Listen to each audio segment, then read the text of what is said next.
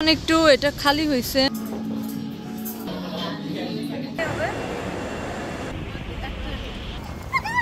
এইখানেই হচ্ছে টাইটানিকটা।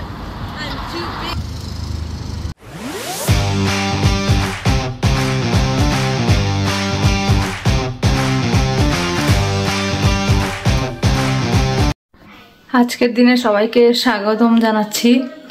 যদিও সকাল সকাল থেকে হচ্ছে বৃষ্টি শুরু হয়ে গেছে, বিরক্ত লাগতেছে। ঘুরতে এসে যদি এরকম বৃষ্টির মধ্যে পড়তে হয় কি করব, কিন্তু আমরা এই বৃষ্টির মধ্যে এখন ঘুরতে বেরোচ্ছি। আজকের প্ল্যান হচ্ছে বেলফাস্ট সিটিটার মধ্যে দেখা, কিন্তু এই বৃষ্টি মাথায় নিয়ে কতটুকু দেখতে পারি কে জানে, আল্লাহই জানে।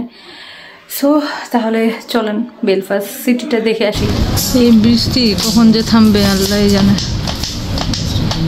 আমরা এখন একটা মার্কেট এরিয়াতে আসছি।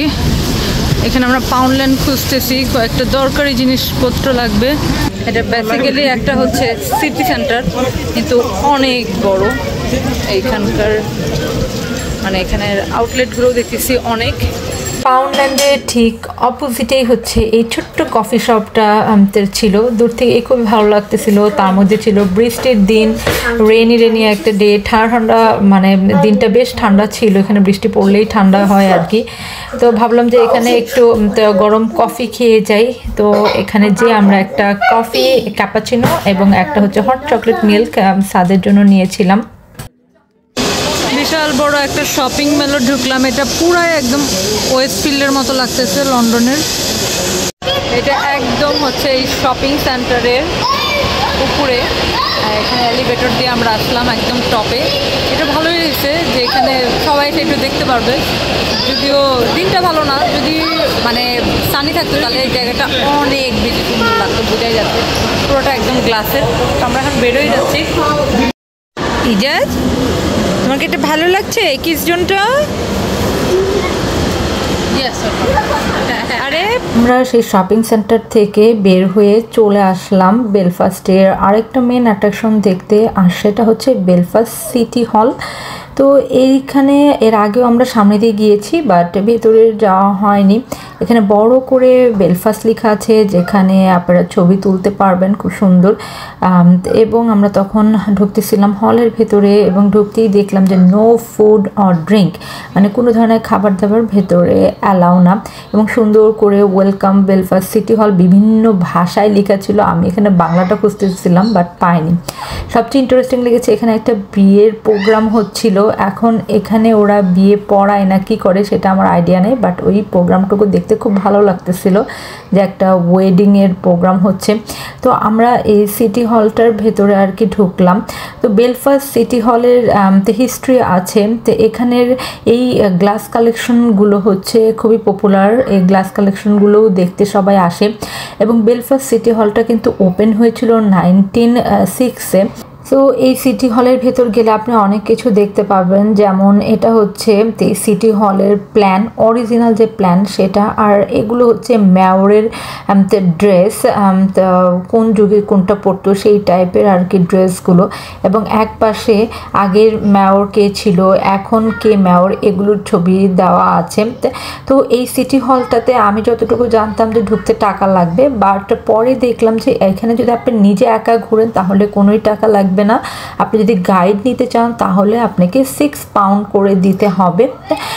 এটা আমি ওখানে যাওয়ার পর বুঝতে পেরেছি। আমি অনলাইনে দেখেছিলাম, তখন দেখলাম যে 6 পাউন্ড করে বলতেছে যে এন্ট্রি ফি, কিন্তু আসলে এটার ভেতরে ঢুকতে কোনোই টাকা লাগে না। আপনি নিজে নিজে ঘুরলে কোনোই টাকা লাগবে না। এবং খুবই অদ্ভুত আর্কিটেক্ট, খুবই নাইস একটা বিল্ডিং। এটা আসলে মেন অ্যাট্রাকশনের মধ্যেই পড়ে। অবশ্যই আপনারা বেলফাস্ট গেলে বেলফাস্ট সিটি হলটা ঘুরে আসবেন। এখন আমরা যাব হচ্ছে মোস্ট ফেমাস একটা জায়গা, আর সেটা হলো যেখানে টাইটানিক হচ্ছে তৈরি হয়েছিল সেই জায়গাটায় যাব, সেই ডকইয়ার্ডে যাব যেখানে টাইটানিক জাহাজটা হচ্ছে তৈরি হয়েছিল। তো আমরা টাইটানিক মিউজিয়াম, এটা এর বৃষ্টি কি রে, এই বৃষ্টি আর আজকে আর বন্ধ হবে না।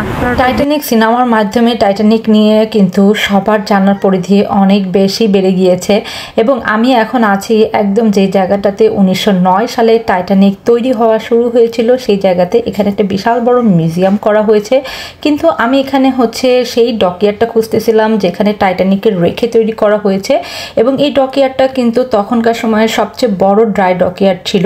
সেটা খুঁজতে খুঁজতে আমি সামনের দিকে যাচ্ছিলাম, কিন্তু আমি খুঁজে পাচ্ছিলাম না আসলে। তো আসল চমকটা আপনাদের পরে জানাচ্ছি। এই জায়গাটাই, হ্যাঁ এটি উপর থেকে দেখতেছে, এই জায়গাটাই হচ্ছে টাইটানিক বানানো হয়েছিল। এখানে সুন্দর করে ওরা সাইন দিয়ে দিছে। এই পুরো জায়গাটা সেই ওখান থেকে স্টার্ট হয়েছে, আর এই তো আমরা হেঁটে হেঁটে যে যাচ্ছি এই জায়গাটাতেই টাইটানিক তৈরি করা হয়েছিল আর কি। মন বলতেছে এখান থেকে নাকি জ্যাক পড়ে গেছিল না রোজ পড়ে গেছিল। আচ্ছা, ওই এই জন্য ওখানে দেখো না যে সবাই যে তালা রেখে দিছে, দেখো না? হ্যাঁ, এই জায়গাটাতে তালা রেখে দিচ্ছে। তুমি পড়ে যাও তাহলে আমি তোমার তোলার চেষ্টা করি। যেখান থেকে সুইসাইড করতে চায় এখান থেকে পড়ে নাই, মানে শিপের এই পজিশন থেকে আর কি। এই জন্য এখানে অনেকে তালা ঝুলায় রাখছে, মনে হয় ভালোবাসার তালা ঝুলায় রাখছে এখানে। এই জায়গাটা এখন দাঁড়ায় আছি, এইখানেই হচ্ছে টাইটানিকটা বানানো হয়েছে এবং এটা মেবি ফ্রন্ট আর ব্যাক সাইড হবে হয়তো, তাই না? ব্যাক সাইড, হ্যাঁ। এখানে সুন্দর করে একদম সাইন দেওয়া আছে, আমরা প্রথমে বুঝি নাই, বাট এখন পরে বুঝলাম আর কি যে এই জায়গাটাতেই হচ্ছে টাইটানিকটা বানানো হয়েছিল। তারপর এখানে সব দিয়ে দিছে। এখানে গোল, এটা কি ছিল এখানে? ও আচ্ছা, বড় বড় যে ইয়ের মতো, চিমনির মতো। আচ্ছা, এগুলো কি রুম নাকি?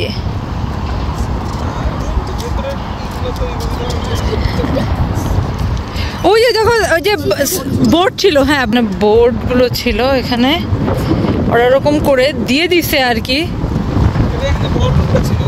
হ্যাঁ হ্যাঁ হ্যাঁ, বলরুম। এখানে সব সুন্দর করে সাইনগুলো দেওয়া আছে যাতে মানুষ বুঝতে পারে আর কি। যাচ্ছে তো যাচ্ছি, আরো সামনে দিয়ে দিচ্ছে। হ্যাঁ, এভাবে রেখে বানাইছে। হ্যাঁ, সামনে যে ওখানে কর্নার হয়েছে আর কি। এই সেই কর্নার যেখানে রোজ আর জ্যাকের ছবি, এই কর্নারে। সেটাই, এই কর্নারেই এই বোঝা যাচ্ছে কিন্তু এখান থেকে। দাঁড়াও, এখানে আমি আর তুমি একটা পিকচার তুলি। এখানে যে টাইটানিক মিউজিয়ামটা আছে সেখানে ঢুকতে 25 পাউন্ড করে লাগবে পার পারসন, আর বাচ্চাদেরটা আমি শিওর না। তো আমরা মিউজিয়ামের ভেতরে আর ঢুকি নেই, কারণ টাইটানিক সম্পর্কে আসলে মোটামুটি অনেক কিছু জানা আছে, যার কারণে আমরা হচ্ছে ভেতরে আর ঢুকিনি। তো ওখান থেকে আমরা বের হয়ে চলে আসলাম। এখানে একটা নদীর পাড় আছে, সেদিক দিয়ে হাঁটতেছিলাম এবং এইখানে 3টে ব্রিজ একসাথে, এবং এখানের আরেকটা ব্রিজ যেটা ব্লু কালার একটা ব্রিজ আছে, সেই ব্রিজে হচ্ছে দ্য ফলের একটা শুটিং হয়েছে। সেটার জন্য সেই ব্লু ব্রিজটাতে আমি যাবো, যে দূরে দেখা যাচ্ছে ওই ব্লু ব্রিজটাতে, ওখানে যাওয়ার উদ্দেশ্য সেম এই ব্রিজটা আর কি, ব্লু ব্রিজটা। এবং এটার সামনেই হচ্ছে একটা স্ট্যাচুর মতো দেখা যাচ্ছে, সেই জায়গায় একটু ছবি তুলবো, যদিও বৃষ্টি আসতেছিল।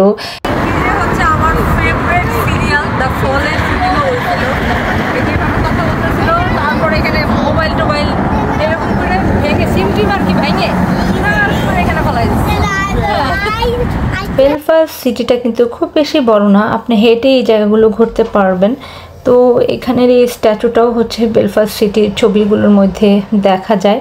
এরপর আমরা যাচ্ছিলাম একদম আমাদের লাস্ট জায়গাটায়, যেটা ওটার পাশেই ছিল একটা বিশাল বড় একটা ফিশ, যেগুলো বেলফাস্টের গুগলের ছবিগুলোর মধ্যে আর কি দেখা যায়। এদিকে সুমন আমাকে খুব তাড়াহুড়া করতেছিল, বলতেছিল যে বাস চলে আসবে, তাড়াতাড়ি চলো এই জায়গাটায় একটু জাস্ট কয়েকটা ছবি তুলে তারপর আমরা এখান থেকে ব্যাক করব। আজকের মতো আমাদের ঘোরাঘুরি শেষ। তো এই ব্লগটা এখানেই শেষ করছি, আমরা এখন বাসায় চলে যাচ্ছি। তো আপনাদের কেমন লাগছে আমাদের ট্রাভেল ব্লগগুলো অবশ্যই জানাবেন। আজকের মতো সবার কাছে বিদায় নিচ্ছি, আল্লাহ হাফেজ সবাইকে, এবং পরবর্তী ভিডিও দেখার জন্য অবশ্যই চ্যানেলের পেজে থাকবেন। আল্লাহ হাফেজ, বাই বাই।